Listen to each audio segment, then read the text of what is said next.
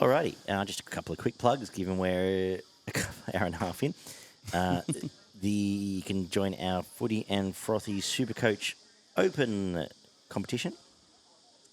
And generally, if I'd said this, I would have pulled it up first before I started talking. Normally. It's league number 433-524. Barn and I are also taking part in the Podmasters Cup this year, so we'll be taking on a league of other podcasters and seeing how we go. So check out their social media and give them a follow and cheer us on. Or don't, whatever. Anything else we need to plug? Not really. Check out Show Us Your Tips as we head into autumn. The racing carnival's heating up. Beaver and I do that twice a week, every week. Yesterday went like a busted balloon, so don't go back and watch that one. Just watch next week. Yesterday. Rugbyleaguemerch.com. Rugbyleaguemerch.com. Buy some hats and shirts, and Absolutely. particularly some of ours. We might actually see if we can get some new designs up soon. Yep. And we'll move on and get to the Knights, who have picked up Jed Cartwright, Jack Cogger from Penrith, Tom Jenkins also from Penrith, Kai Pearce-Paul and Will Price. They've lost New Brown, Adam Clune, Lachlan Fitzgibbon, Bailey Hodgson, Oren Keeley, Kurt Mann, Lockie Miller, Simi Sasagi and Dom Young. How's the draw look? 5 games out of a possible 6 against the bottom 3 teams, but they also have 7 games out of a possible 8 against the top 8. So going off that, seems to me that it would be a slightly tougher draw. But you know, where they finished and how they finished playing footy last year, it's all relative to how you're going, I suppose, Yeah. is how the draw is. But yeah, I'd say slightly on the tougher side. They do get Raiders, Bulldogs, Dolphins, Titans, Warrior and Tigers twice, which all helps. You got a trial next week against the Sharkies and then the Storm the week after. What do we say about Newcastle? They were the shot from a bullet team last year, finished in that top 8. Kalen Bonga got fit and firing and was phenomenal for a big part. They took him out of number 6. They did take him out of number 6. What a surprise. They played him at fullback and he played fucking awesome footy. Actually, I better read out that team first. Ponga, Marzu, Best, Gay Guy, Jenkins on the wing. I've gone Gamble and Hastings in the halves because it makes sense to me. Saifidi, Brayley, Saifidi, Frizzell, KPP, Pearce-Paul, Elliott at 13, Cogger at 14, given he won a grand final there, but I know the argument will be whether he starts in the halves. Thompson, Hetherington, and Dylan Lucas. Keep going about your Ponga raving there. Yeah, well, they've tried him twice now at number 6, and I think they were running in the bottom 4 both times that they tried him there. So I'm pretty sure that's ruled him out of playing 6 again for the rest of his career. How good was he at the back end of the year? Fantastic. One of those players that would provide space for everyone else, and that's probably one of his stronger things. That he actually looks for other people before he decides to go on his own, unless there's obviously a massive gap in front of him. But he's generally always looking to provide either the short or the long ball for his outside backs and his second rowers, and he did it perfectly last year. He loves those second rowers. Loves working with them. The extent I mentioned last year, but I think Jackson Hastings being in the team helped him because he is very much, obviously controlling half, but also his ability to dig into a line and then still either pop a ball or pass just before line opens so much space up for It makes a massive advantage. And I think that brought the best out of him. I think it's a fantastic combination they developed. And then on the back of that, Tyson Gamble's just that, mongrel that gets in a fight. But as much as anyone, him and Hastings would kick to each other. There's a lot of almost Luai Cleary style stuff from 3 years back, which you don't see as much anymore. They work together through the middle so well, and they also get Brayley back this year, who's a workhorse. So I think it's not a pretty good-looking spine. If they can keep him fit, obviously, which has been the big part of his development for the last couple of years. There's been none because he's played half a dozen games in the last 2 field. years. Yeah, It's probably almost 3 years now, I think, isn't it? But continual injuries has obviously cruelled his last couple of seasons. Big in if he is there and fit. Fantastic defender. And pushes crossing out of the 17, essentially, unfortunately for him. Fantastic defender, very good pass off the ground.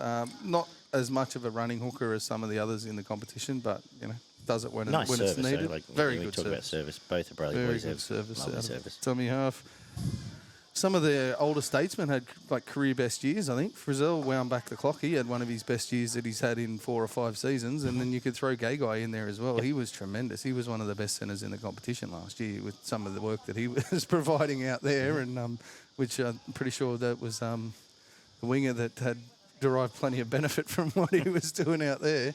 The way he was standing up defenders, running the sweep lines, going through holes, and then popping the ball along to Dominic Young out there was tremendous at times. Big loss, Dominic Young on that edge. Have picked up the young fella from Penrith, who looks like he may end up on the wing there. Be a good place for him to develop his footy. He did look like a genuine finisher there as well, so that could be a good thing for him. You got Marzu on the other wing, who's absolutely killed it. Been looking for him to get good time at a football team, and he finally was out there for the majority of the year, and just runs over the top of blokes at will. The way his physicality with ball in hand is tremendous. They looked like they weren't going to fire a shot at the start of last year in Newcastle, and the way that they turned it around. Still a few issues in and around that pack. Daniel had probably one of his poorer seasons since he's come into the NRL. Jacob, one of his better ones. So if they could sort of average that out between the two of them. They swapped. Yeah, it almost felt, at one point, it almost felt like, well, there was the rumours about Canterbury and stuff like that, but it almost felt like Daniel was on the outer. Yeah, it did. For a bit. Especially in the middle of the season there. Also got Bradman Best, the tackle buster. Adam Elliott added a lot of starch to this pack last year. He did provide a lot of defence in that middle of the field, and was that glue that they really needed coming off previous seasons. Got some young guys coming through, the likes of Dylan Lucas. Jed Cartwright, be interesting to see if he actually starts getting some time on the football field. It has looked a prospect, but for mine, never really been given enough game time to sort of show what he can do. So another one coming into this team.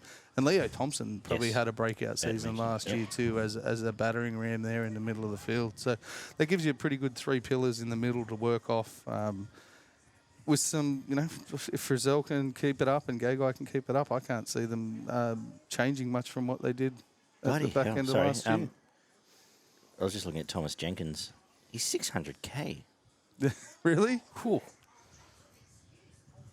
Anyway. I think he scored like 4 tries or something, didn't he, in 2 games or something? Start, But fuck me. I was just looking then. I was like, okay, there's a cheapie. Anyway, carry on. That was about all I had, realistically, for these guys. Just on Supercoach, because a few people have been asking about Adam Elliott. Does it interest you? No, he's pretty much priced exactly where he's going to be. I thought the same. He might have a game or two where he goes, 10 or 20 points above his average, but I think if you're going to buy him for what he's priced at, then you'll get what his price is. You know what I mean? But I also think, given if Watt Pong are up there, at some point they would probably try and crowbar Crossland back into the 17. Like I can see him only playing 45 minutes a game anyway. You know what I mean? Like he's going to have to get 65, 70s, he's going to have to be playing 70 minutes. And I know they got the front row rotation, but they don't. And Hetherington and Luke and Thompson in there, but it's it doesn't interest me at all. No. Yeah, Saifidi and Hetherington are 2 guys that really need to lift on last year's performance. But Hetherington might not get a game. Hetherington's an interesting one. He's had all the aggression and he had a few raps on him when he came in, but he's never really proved himself as a first-grade footballer yet. He's king of the pumpkins. Can put the pump. Well, that's right. You were hopeful when he went to Newcastle he was going to become. He's going to be Lindsay Collins, grow up and be. I don't say grow up, but become a 50-minute prop, and he just hasn't. Yep. And as with some players, maybe that's just who they are.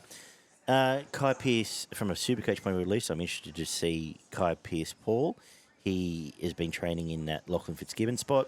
How many tries Fitzgibbon has scored over the years off either Hastings or Ponga. Was there an injury rumour around him? He's fine. He's okay? Well, he did have ankles. He had a surgery, but I believe he may not play trials, but apparently he'll be okay. But there was at one point it was almost going to be like you'll be missing. Yeah, he's going to miss the first 8-10 weeks. He's been training and Okay. I think he's a lower price second row that's going to make money. So I'm looking at him. And apparently the raps are that he's a real deal. Like he's a talented player. Again, like you, don't watch a lot of Super League, so right The in, let us thing know. for mine, from what just about any bloke I've ever seen come out of Super League, has taken at least a season to get up and going. Maybe apart from Morley, someone like Gareth that. Ellis, At Ellis. John Bateman, but the rest, yeah. Yeah, the majority of them, find that especially the Thompson came in. outside, especially the No, outside backs and halves. the Fords are fine. Yeah. Thompson was fine. Thompson was fantastic, Yeah. actually, more than fine. Morley, But then fell off a Ellis. cliff. Thompson. The outside back Yeah. struggle. Guildharts and co come over and, apart from Dom Young, come over and... I can think see they're him taking- making you maybe 100K, and then you probably want to get off him, to be honest. But That's enough. That's Yeah. fine. What are we actually saying about... So, they're the Antennas. They're one of my favourite... yes, Incredible. very that, attractive brand of football. Yeah. And kudos to Adam O'Brien, who we have had it in for a little bit, but he's done a fantastic job. They became just about my favourite team to watch last year at their best, and because Just the pace once the ball up gets out tempo pace, side of the forwards is yeah, the great way they support run play. into the line and Yeah. some of the passing is fantastic. Probably So- would have been a perfect team to send to Vegas. Yeah, probably. You're not wrong. You're not wrong. And Be a great team to sell. You know, what NRL you should have done. What they almost could have done is just had them play Brisbane, and just made it Yep. the fullback battle and really hyped it up. But Make it an 80-point game. I understand why they've gone the big money teams, but yeah, that would have been really cool. But I think they're going to do well this year. I think their forward pack's still strong enough. It's not going to get bullied too often. As you said, it's a big year for Saifidi, both Saifidis. But we had Thompson come through, looked good. Dylan Lucas looked good at times. I That think there's enough Fitzgibbon depth. hole's going to be a big one for me. We'll He know was- a few rounds in, but Considering how we pot planted him for two He and a was half the pot seasons, plant. he was he'd go out and play a shocker every other week, and then the last two seasons he's been fantastic. And last year would have been his best season I think I've ever seen the bloke play. And now he's gone to England, hasn't Yeah. he? So, I suppose cash in and make that money, but it is a big one because if Pierce Paul they were doesn't, so reliant fill a reliant hole. on him in that left edge. I'm just trying to think who else might be. Because that's Ponga's favourite way to go is to the left. Yeah. He's just as effective on the right, but it's that tad more spark on that left-hand edge.